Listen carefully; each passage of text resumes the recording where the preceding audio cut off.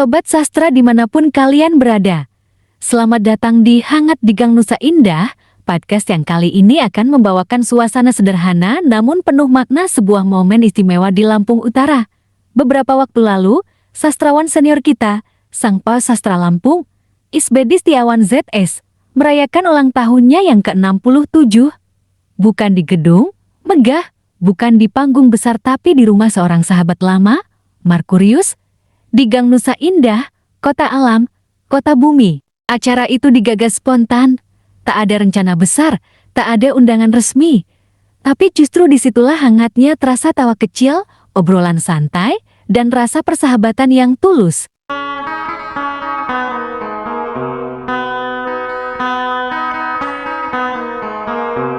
Isbedi lahir di Rawasubur, Tanjung Karang, pada 5 Juni tahun 1958 dari pasangan Zakirin Sener dan Ratminah.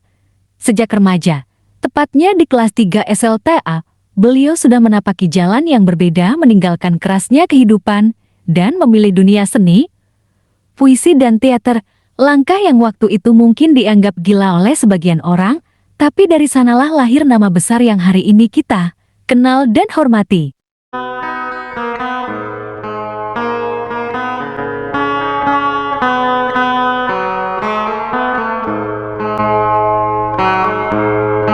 Dan di usia yang ke-67 ini, Isbedi masih setia dengan kegelisahan dan cintanya pada bangsa. Dalam sambutannya pada suatu momen yang lalu, beliau berbicara tentang keprihatinan terhadap nasib guru yang sering dianggap sebagai beban negara. Suara beliau bergetar, bukan karena usia, tapi karena rasa cinta pada dunia pendidikan, pada pengetahuan, dan pada manusia yang terus belajar. Guru seharusnya menjadi kehormatan bangsa, bukan beban. Karena dari tangan mereka, kita belajar menjadi manusia.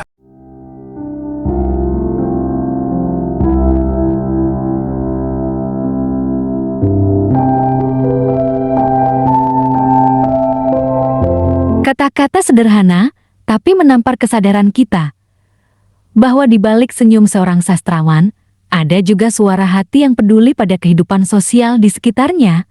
Malam itu, lilin sederhana menyala. Tidak ada tepuk tangan meriah, tapi ada doa yang tulus dari para sahabat, doa agar Isbedi terus menulis, terus menebar cahaya lewat puisi dan pikirannya.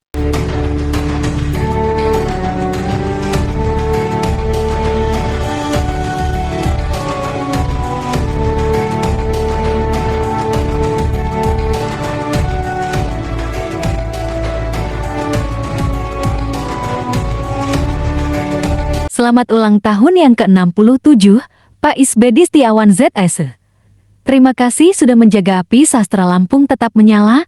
Dari Gang Nusa Indah, kami belajar bahwa kehangatan dan makna tak perlu mewah, cukup dengan hati yang tulus dan kata yang jujur. Sampai jumpa di episode berikutnya. Saya Nirdin Kamini, pewarta Nusantara pamit. Salam sastra, salam hangat dari Lampung Utara.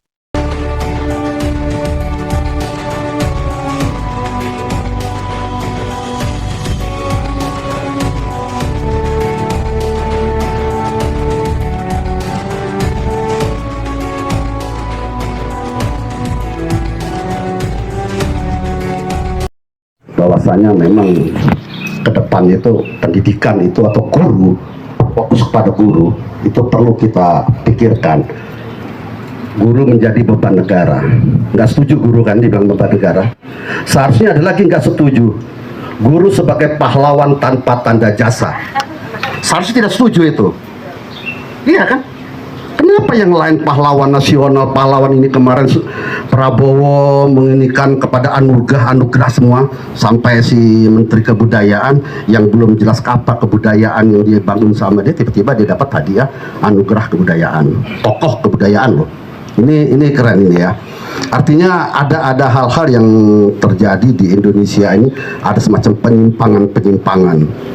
Di hari sekarang juga kita sebetulnya berduka cita ketika seorang ojol, ya kan, tewas sampai sekarang, Afwan. Ini juga bagian ini. Kemudian ada yang menarik juga sebetulnya, dikatakan tadi oleh Iqbal tadi, kita hanya banyak membangun fisik, tapi sumber daya manusia tidak dibangun.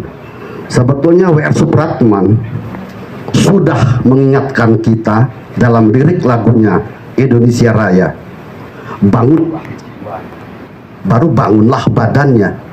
Iya kan? Jiwa dulu lo yang dibangun, baru badan. Tapi pemerintahan kita, badannya dulu, fisiknya dulu, itu kata-kata Pak Gino tadi, AC semua sekolah-sekolah kan, tapi sumber dayanya, kualitas pendidikannya itu tidak terpikirkan lagi. W.R. Supratman sudah mengingatkan kita, bangunlah jiwanya, bangun dulu jiwanya. Jadi jiwa ini adalah sumber daya manusia, baru bangunlah badannya, fisiknya. Kita lihat pembangunan di Indonesia. Lalu dulu Malaysia berguru kepada gurunya Indonesia. Sekarang gurunya Indonesia belajar di Malaysia. Ada satu contoh, misalnya seorang doktor yang di Unila, yang almarhum nggak saya sebut namanya itu kan, ngambil doktornya di Malaysia gitu kan. Ini saya kira kebalik ya, kebalik dalam pemikiran kita. Ada yang menarik lagi, saya hanya ngambil semacam analogi yang sebagai pemikiran bagi kita, bahwasanya ketika Hiroshima Nagasaki dibom atom oleh tentara sekutu, Kaisar Jepang itu bertanya, berapa lagi sisa guru? Itu penting. Guru adalah penting bagi Kaisar Jepang. Kalau di Indonesia, kalau ada tsunami, nggak pernah ditanya ini. Jangan-jangan presiden kita kesana pun 4 hari kemudian kan? Nah, hal-hal yang macam inilah sebetulnya yang saya lihat ada semacam ketimpangan di Indonesia. Kedepannya ya kita melihat, jangan melihat gurunya dalam pendidikannya, tapi profesi gurunya. Ya, Iqbal tadi sudah menjelaskan bagaimana dia sebagai guru, mertua juga sebagai guru. Saya juga tadi bercerita, saya di sini sebetulnya ada cacat ya sini ya. Itu dulu ditimpuk pakai penghapus kayu. Bayangkan sama, begitu saya ngasih sama orang tuanya, kamu yang salah kata dia. Kemudian kalau kita salah waktu zaman dulu, pakai mistar itu bukan begini mukul mistar kayunya, begini, sini kita. Ada kita berani ngadu kepada orang tua? Nggak ada sekarang. Baru cuma dijewer aja si siswa, ke laporan. Jadilah kasus. Berapa dulu ya sekarang yang kasus kan? Sampai terakhir guru madrasah tidak yang di Jawa Barat gitu kan? Sampai harus dia membayar gitu kan, berapa juta itu. Ini hal-hal yang misalnya, padahal seorang guru jadi punya anak, punya keluarga, harus mendidik lagi 30 orang satu kelas. Beban mereka itu lebih berat lagi, bukan beban negara, beban mental dia pun itu juga sangat riskan bagi seorang guru. Jadi kedepannya ya, saya salut dengan Pak Januar tadi lawan.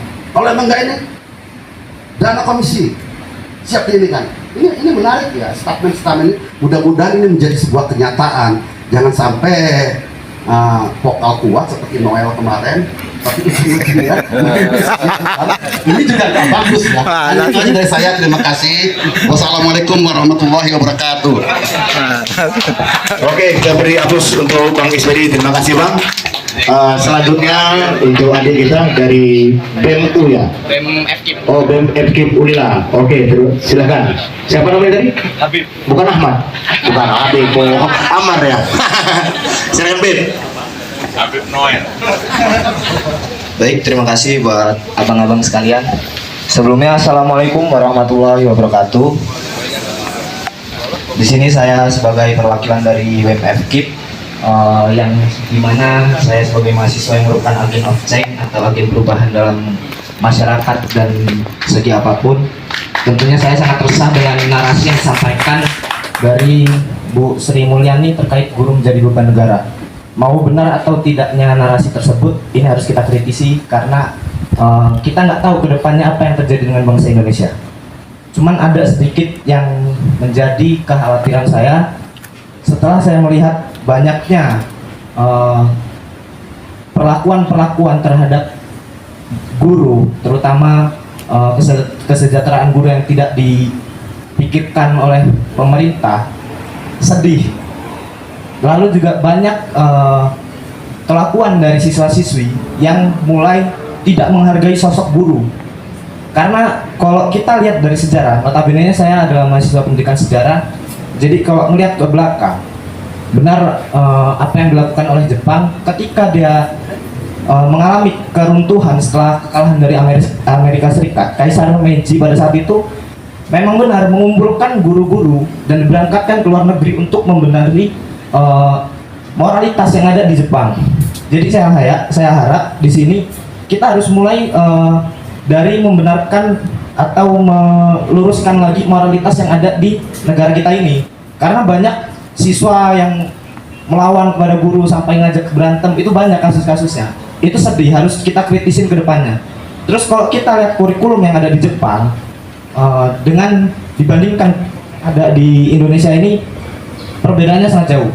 Karena kalau di Jepang siswa SD dari kelas 1 sampai kelas 4 itu mereka benar-benar dididik untuk fokus kepada moralitas. Tapi kalau di Indonesia dari kelas 1 SD sampai kelas 4 mereka udah uji kompetensi dasar. Jadi moralitasnya dikesampingkan.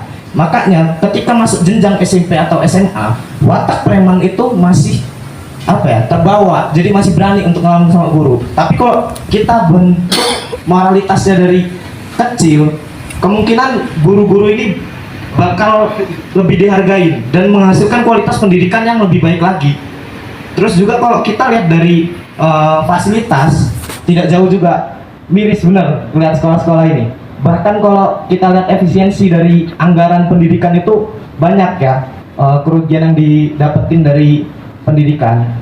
Kalau saya ngeliat SMA saya ini agak sedih. Sekarang siswa-siswa yang mau ikut berkompetensi dalam mencari prestasi itu sulit untuk mendapatkan biaya.